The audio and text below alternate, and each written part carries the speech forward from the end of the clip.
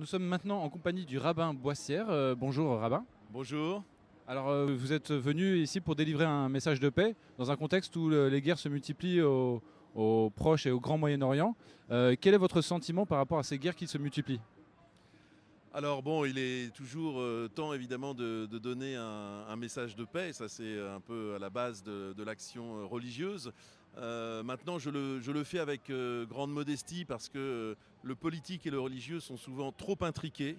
C'est peut-être l'une des premières mesures de modestie à prendre. Souvent le religieux est instrumentalisé par le politique par le religieux.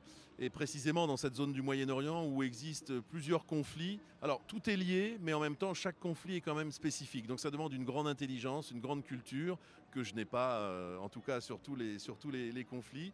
Donc je suis là pour plaider effectivement la paix, la rencontre, la volonté de comprendre les uns et les autres, mais sans illusion que simplement par volonté de cœur on pourrait arriver à résoudre ces problèmes. Je crois que chaque conflit est spécifique, il faut beaucoup de raison et beaucoup de patience pour pacifier cette zone du Moyen-Orient. Très bien. Alors vous-même, vous faites partie d'une association qui œuvre, qui milite, qui œuvre surtout pour la paix dans le monde. Est-ce que vous pourriez nous en parler?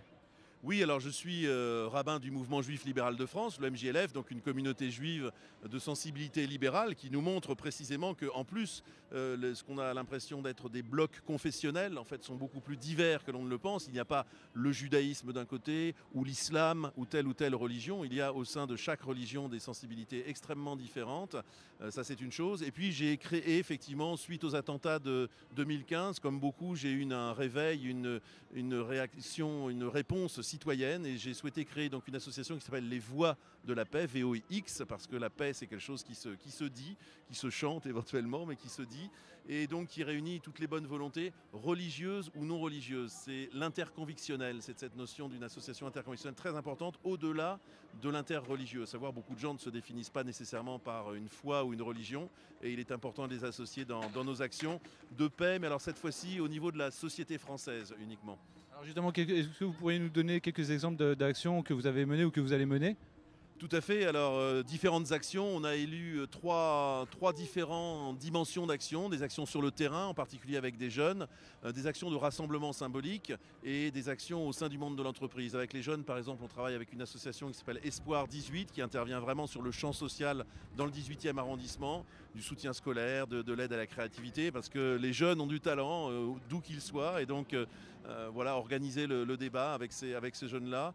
Des actions de rassemblement, par exemple, pour la journée du 8 mars dernier, la journée du droit des femmes. Nous avions réuni des femmes de toute confession, de toute sensibilité, qui ont écrit un très très beau texte, le manifeste des femmes pour la paix. Voilà, donc avec des expressions religieuses, militantes, agnostiques, toutes sortes de religions, mais un très très beau texte. Et puis dans le monde de l'entreprise, où le fait religieux prend une importance croissante aussi. Voilà les trois dimensions d'action. La prochaine action, c'est Espoir 18, le 9 juillet, dans le 18e arrondissement. D'accord. Alors c'est vrai que pour ce qui est d'appel, la première chose qu'on peut changer, c'est nous-mêmes. Et donc l'action est d'abord locale. Qu'est-ce que vous voyez comme espoir au niveau global pour la paix, notamment ce que j'appelais moi le Grand Moyen-Orient?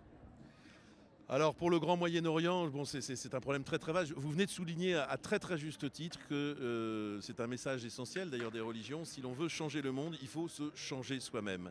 Qu'est-ce que c'est difficile de se changer soi-même? C'est tellement facile d'avoir des idées globales dont on pourrait dire, voilà, il suffit de les appliquer, mais je pense qu'effectivement, il faut changer soi-même. Moi, je crois beaucoup au dialogue. Je connais un petit peu mieux le conflit israélo-palestinien, qui est très très difficile, qui dure depuis des générations.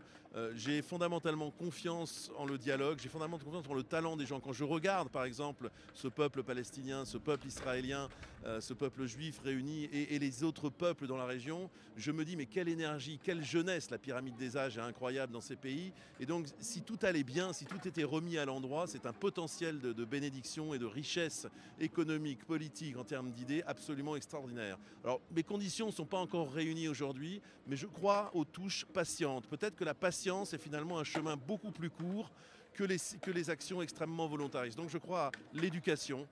Il faut absolument investir plus d'argent dans l'éducation. Si on pouvait retirer chaque somme retirée à l'armement, si elle pouvait être consacrée à l'éducation et au dialogue avec l'autre, je pense que ce serait très très bien. Donc c'est une solution un petit peu des petites gouttes dont je vous parle, mais je pense que les petites gouttes vont beaucoup plus rapidement finalement que les grandes solutions qui ne marchent jamais.